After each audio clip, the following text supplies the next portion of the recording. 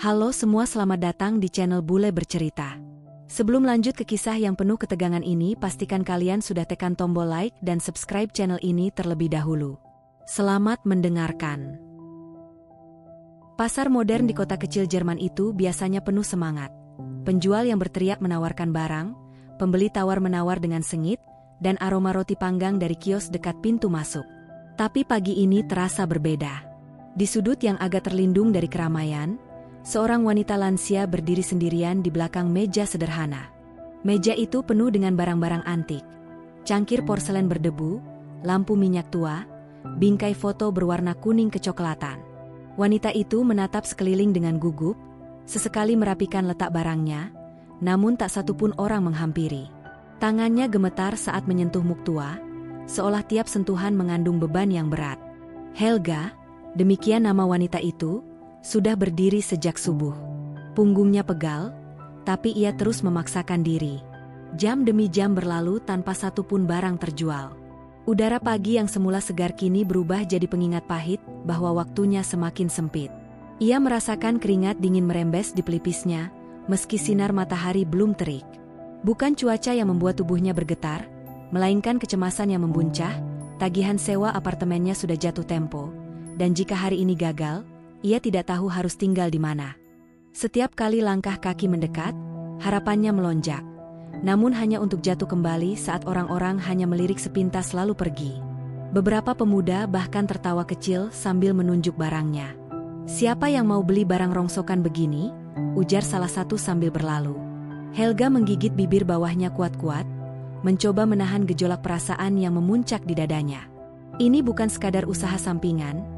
Ini pertempuran terakhir yang ia punya, dan sejauh ini ia nyaris kalah telak. Tak jauh dari sana, seorang pria muda berdiri memperhatikan dengan seksama. Tubuhnya jangkung, kulitnya sedikit gelap, dan dari wajahnya jelas ia bukan penduduk lokal. Namanya Raka, turis asal Indonesia yang sedang menikmati liburannya di Eropa. Ia tadinya hanya ingin mencicipi kopi lokal di dekat situ, tapi pandangannya tertahan saat melihat wajah Helga, penuh kecemasan dan ketegangan. Ada sesuatu yang menusuk hatinya, semacam rasa iba yang tak bisa ia abaikan. Tanpa rencana, ia mengubah arah langkahnya. Raka mendekat perlahan, mencoba mencari kata yang tepat dalam bahasa asing yang belum sepenuhnya dikuasainya. "Halo, Entschuldigung," ucapnya ragu. Helga terkejut, hampir menjatuhkan cangkir di tangannya. Raka tersenyum kecil, berusaha menenangkan suasana. "Butuh bantuan?" katanya, terbata tapi tulus. Helga menatapnya lama, matanya masih menyisakan curiga. Siapa pria muda ini? Kenapa peduli? Tapi ada sesuatu dalam sorot mata Raka yang membuatnya tidak langsung menolak. Helga menatap pria muda itu dengan pandangan penuh tanda tanya. Butuh beberapa detik sebelum ia akhirnya mengangguk pelan, seolah menerima uluran tangan yang tak ia duga datang pagi ini. Tanpa menunggu persetujuan lebih lanjut, Raka mulai memindahkan beberapa barang ke posisi yang lebih mencolok. Ia menaruh radio tua berwarna coklat gelap di bagian paling depan, mengelapnya perlahan agar debunya hilang. "Ini menarik sekali. Tampilkan yang unik dulu, Bu," ucapnya sambil tersenyum. Helga hanya mengangguk kecil. Matanya mulai memantau sekeliling, kali ini dengan sedikit rasa percaya diri. Beberapa menit kemudian, langkah kaki seorang pemuda berhenti tepat di depan meja mereka.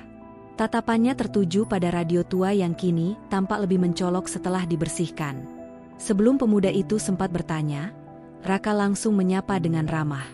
Ia menjelaskan bahwa radio itu berasal dari era Perang Dunia Kedua, menceritakan bagaimana dulu alat ini bisa menghubungkan keluarga yang terpisah.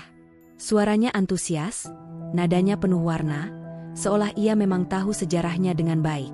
Sang pembeli terlihat terkesima, tangannya meraba radio sambil terus mendengarkan.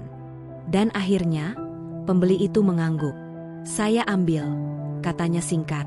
Helga nyaris tak percaya. Ia buru-buru membungkus radio itu dengan kertas koran, sementara Raka tersenyum bangga. Penjualan pertama pagi itu terasa seperti kemenangan besar. Wajah Helga berubah drastis. Kerutan khawatirnya sedikit melonggar, senyuman kecil mulai muncul di ujung bibirnya. Tapi Raka tidak berhenti di situ. Ia langsung melirik barang lain dan mengajak Helga menonjolkan cerita di balik tiap benda. Ia bahkan mulai memanggil orang-orang yang lewat, menyapa mereka dengan ramah agar berhenti sejenak. Namun keberhasilan itu tak luput dari perhatian tetangga lapak sebelah. Seorang pria berperawakan besar dengan kepala plontos, mengenakan jaket kulit usang, mulai melirik tajam ke arah mereka. Namanya Klaus, penjual lama di pasar itu, terkenal judes dan posesif terhadap pengunjung. Ia melangkah mendekat, berhenti hanya beberapa meter dari Raka. "Ini bukan pasar kampung, anak muda," gumamnya dengan suara tajam, cukup keras untuk terdengar. Tatapannya merendahkan, jelas menyiratkan rasa tidak suka terhadap kehadiran Raka. Raka menoleh perlahan. Ia tersenyum, tapi bukan senyum bodoh. Senyum yang tenang namun penuh kesadaran. Sorot matanya berubah, dari ramah menjadi waspada. Ia mengenali nada intimidasi itu, pernah mengalaminya di banyak tempat. Helga yang melihat situasi mulai tak nyaman, buru-buru memegang lengan Raka dan menariknya pelan. Berbisik, "Sudah, jangan diladeni," tapi Raka tetap berdiri tegak, tak berkata apa-apa, lalu kembali menata barang di meja seolah tak terjadi apapun. Keheningan sejenak menggantung, sebelum suara pengunjung berikutnya mengalihkan perhatian mereka lagi. Klaus tak tinggal diam melihat lapak Helga mulai ramai. Rasa iri bercampur amarah membakar dadanya. Ia berjalan dari satu penjual ke penjual lain, lalu berbisik pada beberapa pembeli, menyebarkan fitnah bahwa Helga mempekerjakan orang asing secara ilegal. Dia bawa-bawa imigran gelap buat jualan, katanya dengan nada menyusupkan provokasi. Perlahan, atmosfer pasar mulai berubah. Beberapa orang menoleh ke arah Raka dengan tatapan penuh curiga. Helga merasakan perubahan itu, keramaian yang tadinya hangat kini diselimuti kecanggungan. Jantungnya berdetak makin cepat, seperti tahu sesuatu yang buruk akan terjadi. Tak lama berselang, dua pria berseragam muncul dari arah barat pasar. Mereka petugas pengawas, berwajah tegas dan tampak tak tertarik kompromi. Klaus melambaikan tangan, lalu menunjuk ke arah lapak Helga sambil mengangguk-angguk. Helga langsung pucat. Kedua tangannya mulai gemetar, dan ia menoleh panik ke arah Raka. Tanpa berkata-kata, Raka maju selangkah, berdiri di depan meja barang dagangan seperti tameng hidup. Petugas mendekat dan langsung bertanya, "Apa Anda bekerja di sini?" Raka tidak gentar. Dengan nada tenang namun tegas, ia menjawab, "Ada yang bisa saya bantu?" Salah satu petugas mengeluarkan buku catatan. "Kami perlu identifikasi," katanya. Raka membuka ransel kecil yang dibawanya dan menyerahkan paspor serta visa turis yang masih berlaku. Petugas mengecek dengan saksama, lalu mengalihkan perhatian ke Helga. "Apakah Anda membayar pria ini?" tanyanya tajam. Helga membuka mulutnya perlahan, nyaris tergagap, tapi kemudian menemukan keberaniannya. "Tidak, dia hanya membantu. Dia bahkan datang tanpa saya minta." Suaranya bergetar tapi jujur. Raka menatapnya sebentar, menghargai keberanian wanita tua itu. Suasana pasar mendadak jadi panggung ketegangan. Beberapa pembeli berhenti beraktivitas, melongo ke arah kerumunan yang mulai padat. Seorang anak kecil di dekat sana bahkan bertanya pada ibunya, "Apa yang terjadi, Ma?" Bisik-bisik mulai menyebar. Raka tahu bahwa jika situasi ini tak dikendalikan, reputasi Helga bisa hancur. Pasar ini punya aturan ketat. Sekali pedagang dianggap melanggar, izin jualannya bisa dicabut atau lebih buruk lagi, dikenai denda besar. Helga menunduk, matanya mulai berkaca-kaca. Ia hanya ingin bertahan hidup, bukan memulai masalah. Tepat saat suasana nyaris meledak, seseorang menerobos kerumunan. Seorang wanita muda dengan rambut merah menyala dan jaket kulit coklat. Ia berdiri di antara petugas dan Helga, lalu menunjuk ke arah Raka. "Dia tidak melakukan kesalahan apapun," katanya lantang. Semua mata kini tertuju padanya. "Saya yang membeli radio dari mereka tadi." Pria ini sangat ramah, jujur, dan membantu penjual tua yang bahkan tak bisa memanggil pembeli sendiri. Suaranya tegas dan menggema. "Kalau semua penjual di sini bersikap sebaik mereka, saya akan belanja setiap hari," lanjutnya. Kata-katanya menghentak, membuat bisik-bisik langsung menghilang. Ucapan wanita berambut merah itu seperti meledakkan api semangat di antara kerumunan. Satu persatu pengunjung mulai angkat suara. "Saya juga sempat berbicara dengan pria itu. Sangat sopan, kata seorang bapak tua dengan topi abu-abu. Helga sudah lama berdagang di sini, dia tidak pernah buat onar. Tambah seorang ibu yang biasa menjual bunga. Para petugas mulai saling berpandangan, menyadari bahwa suasana tak lagi berpihak pada mereka. Salah satu dari mereka menutup buku catatan, menghela napas panjang, dan berkata, "Baik, tapi jangan ulangi ini tanpa izin resmi." Lalu mereka pergi, meninggalkan lapak Helga dengan langkah berat, sementara Klaus menatap mereka dengan ekspresi kecewa, rencananya gagal total. Begitu ketegangan mereda, Helga tak kuasa menahan air mata. Ia memeluk lengan Raka erat-erat, wajahnya penuh syukur. "Terima kasih," bisiknya, suaranya parau. Kamu malaikat kecilku hari ini." Raka tertawa pelan, kikuk dengan pujian itu. Ia bukan tipe yang suka dianggap pahlawan.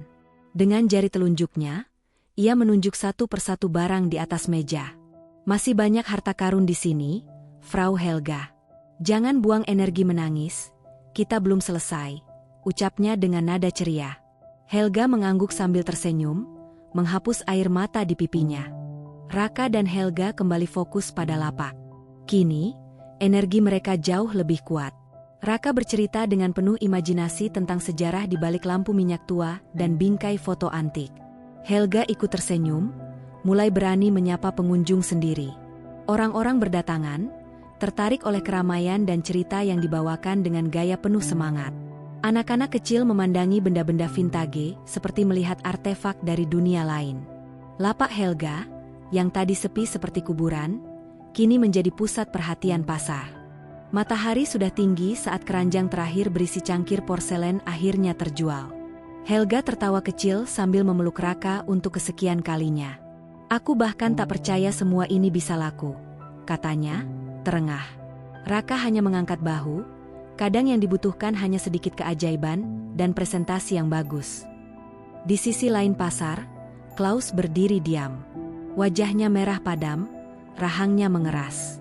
Tanpa berkata sepatah pun, ia menendang keranjangnya sendiri, isinya masih penuh.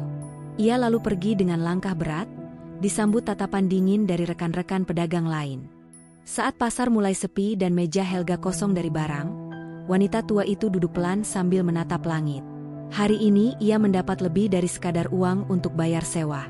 Ia mendapatkan harapan yang sempat hilang, dan rasa percaya diri yang telah lama terkubur. Ia melirik Raka yang sedang bersandar di tiang, wajahnya lelah tapi bahagia. Kadang, pikir Helga, kebaikan datang dari arah yang paling tak terduga. Seorang pemuda asing, dari negeri yang jauh, telah memberinya bukan hanya pertolongan, tapi secercah cahaya baru dalam hidupnya.